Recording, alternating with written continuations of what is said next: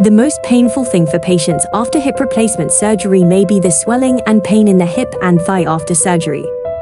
The swelling and pain symptoms are the most serious in the first 3 days after surgery, and will generally be gradually reduced thereafter. Nowadays, there are many means of pain relief, such as analgesic pumps, various painkillers, etc., which can generally make the post-operative period basically pain-free, and the pain of the surgery is also greatly reduced. Surgery may also have some other disturbances.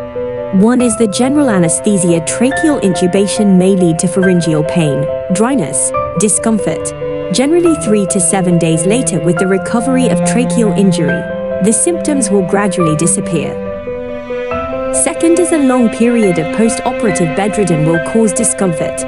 Some lumbar spine bad patients may also appear in the lumbar pain and other symptoms. These symptoms with the beginning of the ground activities will generally be reduced. Overall, with the improvement of post-operative analgesia and nursing techniques, the pain of hip replacement surgery has been greatly reduced.